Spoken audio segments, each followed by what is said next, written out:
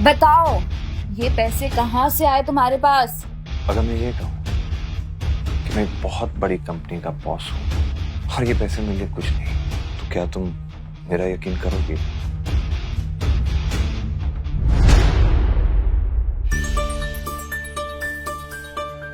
भाग्या की हंसी नक्श के कान में चुभने लगी थी। वो और बर्दाश्त नहीं कर पाया। उसने अपनी जेब से बैंक का चेकबुक बाहर निकाला और एक साइन ब्लैंक चेक अनिका की तरफ बढ़ाते हुए बोला, अनिका, ये तुम्हारे लिए, मतलब अंजी कॉर्पोरेशन के लिए। मुझे पता है कि रकम ज्यादा होगी तो कैश तो नहीं चलेगा, नहीं तो मैं कैश दे देता। अमाउंट भी मुझे पता नहीं, तो मैंने ब्लैंक चेक पे साइन कर दिया। नक्श की बात सुनकर अनिका शॉक थी।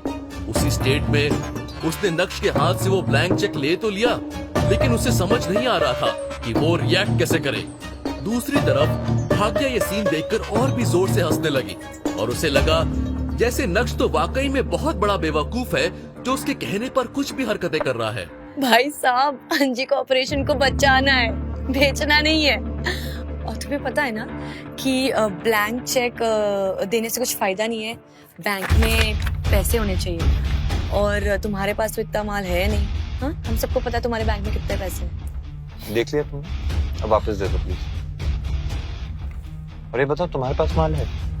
नहीं, लेकिन अभी भाग्या ने बोलना शुरू ही किया कि तभी नक्श ने उसे बीच में ही टोकते हुए कहा, इसके बाद खुद खर्च करने के लिए नहीं होता, तो फ्री में ज्ञान नहीं बांटता, ठीक है?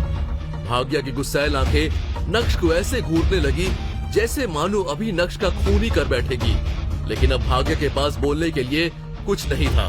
भाग्या की बोलती बंद करने के बाद नक्श ने अनिका को देखा, जो अभी भी नक्श की बात पर यकीन नहीं कर पा रही थी।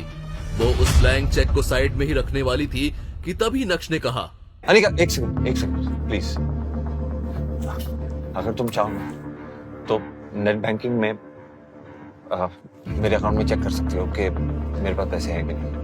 अनिका भी नक्श की बात पर भरोसा करना चाहती थी, लेकिन वो भरोसा नहीं कर पा रही थी क्योंकि नक्श के पास कोई जॉब ही नहीं थी। पूरे दिन तो नक्श घर में बैठा रहता है, घर के सारे काम करता है।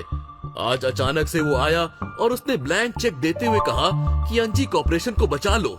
अगर अनिका की जगह कोई भी होता तो उसके लिए भी नक्श की बात पर यकीन करना उतना ही डिफिकल्ट होता जितना अभी अनिका को हो रहा था। वैसे तो नक्श ने भाग्या का मुंह बंद करवा दिया था, लेकिन अभी इस टॉपिक पर भाग्या को लगा कि वो नक्श को दबा सकती है। दीदी, ये आपको चेक करने भूल ही रहा था, आप चेक कर लीजिए ना, उसके सेटिस्फैक्शन के लिए। और हम सबको पता है उसके अकाउंट में कितने पैसे होंगे, 2 रुपए। अब हर तरफ से अनिका को प्रेशर फील हो रहा था। अनिका ने एक बार फिर से नक्श की ओर देखते हुए कहा, नक्श, तुम सच में चाहते हो कि मैं तुम्हारा बैंक अकाउंट चेक करूं? हाँ, मैं सच में चाहता हूँ कि तुम मेरा बैंक अकाउंट चेक करो, क्योंकि मैं तुमसे कभी झूठ बोलूंगा नहीं। अनिका से ज्यादा तो भाग्या एक्साइटेड दिख रही थी। तुम क्या लैपटॉप के अंदर ही घुस जाओगी क्या? बैठ जाओ, आराम से देख रही है ना, बैठो। तुरंत ही नक्श ने अनिका को कस्टमर आईडी बताया और धीमी आवाज में बोला, वैसे पासवर्ड तुम्हारा बर्थ डेट है। पासवर्ड एंटर करने के बाद जैसे ही बैंक की साइट ने उस अकाउंट का बैलेंस दिखाया, वैसे ही अनिका के तोते उड़ गए। उस अकाउंट में पूरे 5 करोड़ रुपए थे। जब भाग्य की नजर लैपटॉप स्क्रीन पर गई तो उसका मुंह भी खुला का खुला रह गया था। ये कैसे हो सकता है? How is this possible? कहते हुए भाग्या पूरी तरह से शॉक नजर आ रही थी। इसी बीच चित्रा भी घर आ गई और जब उसने ये सिचुएशन देखी तो वो तुरंत ही बोली, क्या हो गया? भाग्या केम छो? શું કરે છે? भाग्या ने तुरंत ही चित्रा का ध्यान लैपटॉप स्क्रीन की तरफ बढ़ाया और जब चित्रा की नजर भी 5 करोड़ पर पड़ी तो वो भी पूरी तरह से स्टंट थी। तुम्हारे पास इतने पैसे कहाँ से आए? माँ, वो नक्श ने दिया।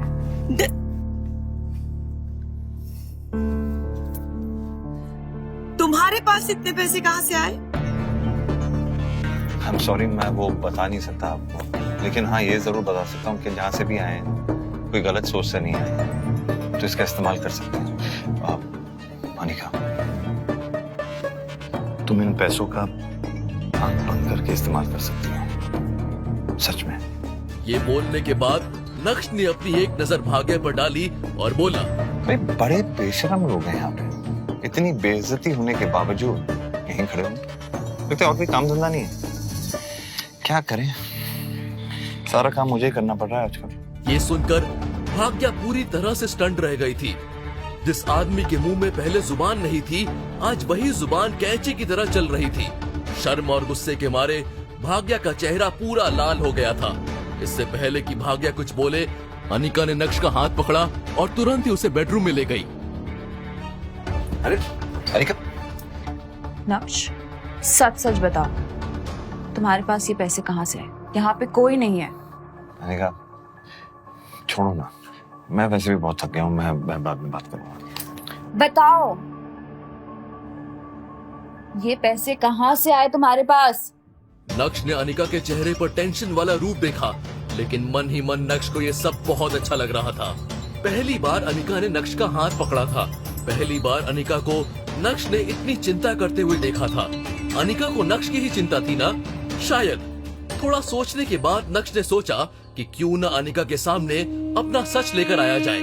नक्श ने अनिका से कहा, अगर मैं ये कहूँ कि मैं एक बहुत बड़ी कंपनी का बॉस हूँ और ये पैसे मेरे लिए कुछ नहीं, तो क्या तुम मेरा यकीन करोगे? नक्श की बात सुनकर तुरंत ही अनिका ने नक्श का हाथ छोड़ा और नफरत भरी नजरों से नक्श की ओर देखते हुए कहा, नक्श, मजाक करने की जरूरत नहीं है, मुझे सच सच बताओ, ये पैसे कहाँ से आए? मैं बार बार नहीं पूछूंगी कि पैसे कहाँ से आए, और मेरे पास इतना टाइम भी नहीं है। और आई होप कि ये पैसे तुम्हारे पास लीगल तरीके से आए, और अगर ये इनलीगल है ना, तो मुझे इन पैसों की कोई जरूरत नहीं है। मेरी कंपनी बर्बाद हो जाए तो हो जाए, आई डोंट केयर। और मुझे ना तुम्हारी वजह से किसी और मुसीबत में नहीं फंसना है। I am done.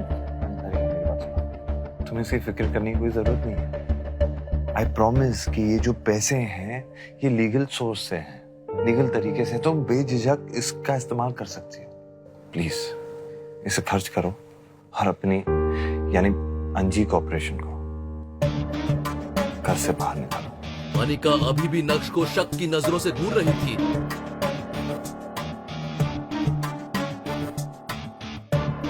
ठीक है, मैं तुम पे भरोसा कर रही हूँ, और तुम भी चिंता मत करो, मैं तुम्हें पैसे जल्दी लौटा दूंगी, जितनी जल्दी हो सकेगी उतनी जल्दी। Okay, thank you. You welcome. नक्श ने अपना हाथ हिलाया और सबसे पहले कमरे से बाहर निकला। बाहर आकर नक्श ने देखा कि भाग्या तो वहाँ से जा चुकी थी। ये जानकर नक्श को अच्छा नहीं लगा। शायद नक्श भाग्या की और खिंचाई करना चाहता था। तभी इतने में चित्रा वहाँ आई और उसने फिर से नक्श से पूछा, नक्श, तुम्हारे पास 5 करोड़ रुपए कहाँ से आए? इतने में अनिका ने अपनी माँ को साइड में किया और उसके कान में कुछ बोलने लगी। उसके बाद से चित्रा ने कोई सवाल जवाब नहीं किए। हालांकि नक्श के प्रति उसका एटीट्यूड पहले से थोड़ा जेंटल हो गया था। दूसरी तरफ अब सूरत शहर की ही नहीं बल्कि पूरे गुजरात की काया पलट होने वाली थी। भानुशाली ग्रुप में नए सीईओ की एंट्री हो गई थी। पूरे गुजरात में ये बात करने का मेन टॉपिक बन गया था। अब जब भानुशाली ग्रुप नए सीईओ के साथ मार्केट में उतरा तो बहुत सारी एंटरटेनमेंट कंपनीज इनके साथ टाई अप करते हुए अपनी किस्मत आजमाना चाहती थी, लेकिन सीईओ साहब ने सबको लाल झंडा दिखाया था। यहाँ तक कि उन कंपनीज को भी जो पहले कई सालों से भानुशाली ग्रुप के साथ काम करते हुए आ रही थी, नक्श ने सबका कॉन्ट्रैक्ट खत्म कर दिया था। पहले ही दिन से नक्श ने अपने तरीके से काम करना शुरू कर दिया था और आगे आगे नक्श ने जो किया उससे भानुशाली ग्रुप खूब सुर्खियां बटोरने लगा था। लॉजिकली बात की जाए तो अभी तक भानुशाली ग्रुप ने जिन भी कंपनीज के साथ टाई अप किया है वो सभी हाई प्रोफाइल कंपनीज थी। कुछ सूरत की, कुछ अहमदाबाद की, तो कुछ मुंबई की। लेकिन इस बार जब लोगों ने जावेरी खानदान के बारे में सुना तो उन्हें बहुत शॉकिंग लगा। बहुत लोगों ने अनिका जावेरी के बारे में सुना ही नहीं था और जावेरी परिवार भानुशाली ग्रुप के साथ डील करने चला गया। ऐसा नहीं है कि सूरत शहर में कोई जावेरी खानदान को जानता नहीं था। बिल्कुल जानते थे, लेकिन अनिका जावेरी को नहीं जानते थे, क्योंकि अनिका तो सिर्फ जावेरी खानदान का हिस्सा थी। उसका नाम कभी भी जावेरी खानदान के चर्चित सितारों में शामिल नहीं होता था। हाँ, लेकिन सूरत शहर में नवीन जावेरी को लेकर काफी बातें उठी थी। बहुत से लोगों को पता चल गया था कि जावेरी खानदान का चर्चित चेहरा नवीन जावेरी यानी अपने मैम्बो अंकल भानुशाली ग्रुप के साथ डील करने गए थे, लेकिन उन्हें रिजेक्ट कर दिया गया। लोग बहुत ही ज्यादा कंफ्यूज थे। जब जावेरी खानदान के सबसे पावरफुल इंसान नवीन जावेरी को रिजेक्ट कर दिया, तो फिर भला ये अनिका जावेरी भानुशाली ग्रुप जाकर कौन सा तीर मार लेगी? भानुशाली ग्रुप का नया सीईओ आखिर सोच क्या रहा है? क्या वो बड़ी हाई प्रोफाइल कंपनीज की जगह अब क्या छोटी छोटी कंपनीज के साथ काम करना चाहता है? कुछ ऐसे ही सवाल लोगों के मन में उठने लगे थे।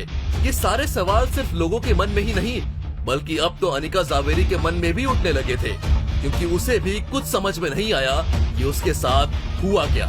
जिस दिन वो पार्टनरशिप की बात करने भानुशाली ग्रुप गई, तो नए सीईओ से उसकी कोई मुलाकात नहीं हुई, लेकिन उसके हाथों में सीधा कॉन्ट्रैक्ट थमा दिया गया।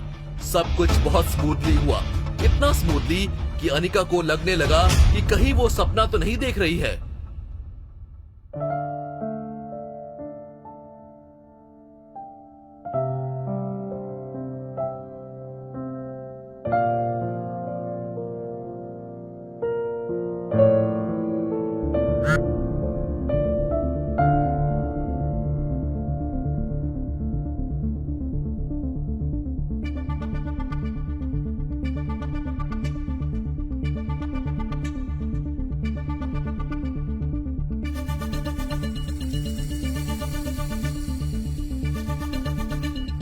सूरत शहर का सबसे लग्जरियस होटल प्राइम स्टार को जावेरी खानदान ने पूरे दिन और पूरे रात के लिए बुक कर डाला था।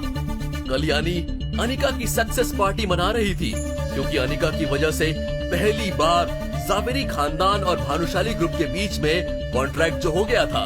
कल्याणी ने जावेरी खानदान के सभी लोगों को इस पार्टी में आने के लिए कहा, और भला कल्याणी की बात को कोई कैसे टाल सकता था? प्राइम स्टार के बैंक्वेट हॉल में सबकी नजर बस अनिका पर ही अटकी हुई थी। नक्श अनिका के पीछे पीछे घूम रहा था। वाकई में अनिका सेंटर ऑफ अटेंशन के साथ साथ सेंटर ऑफ अट्रैक्शन भी बन गई थी। उसने जो जावेरी खानदान के लिए किया वो बहुत ही बड़ा कंट्रीब्यूशन था, और इस सेलिब्रेशन की मुख्य हकदार भी वही थी। पूरा जावेरी खानदान प्राइम स्टार में मौजूद था। कल्याणी ने अपने परिवार की इस सेलिब्रेशन पार्टी को एंजॉय करने के लिए सूरत शहर के नामचीन लोगों को भी इनवाइट किया था, और ये सब इसलिए किया गया क्योंकि कल्याणी का सिर्फ एक ही मकसद था, सबको इस बारे में बताना कि अब जावेरी खानदान और भानुशाली ग्रुप पार्टनर्स हो गए हैं। आज नक्श ने काफी अच्छे कपड़े पहने थे और वो बहुत हैंडसम लग रहा था। अभी नक्श चेयर पर बैठने ही वाला था, तभी उसे एक कड़क आवाज सुनाई दी। अरे भाई हटो! किसकी थी वो आवाज? क्या इस सेलिब्रेशन पार्टी में नक्श की बेइज्जती होने वाली थी? अगर हाँ, तो वो कौन करने वाला था? क्या अनिका नक्श की साइड लेगी, या फिर घमंड के मारे अनिका नक्श की तरफ देखेगी भी नहीं? अगर ऐसा हुआ तो फिर नक्श क्या करेगा? क्या नक्श भानुशाली ग्रुप और जावेरी खानदान के बीच का कॉन्ट्रैक्ट खत्म कर देगा, या फिर नक्श अपनी दूसरी चाल चलेगा? आगे की कहानी जानने के लिए नीचे दिए गए लिंक से डाउनलोड करें पॉकेट FM ऐप।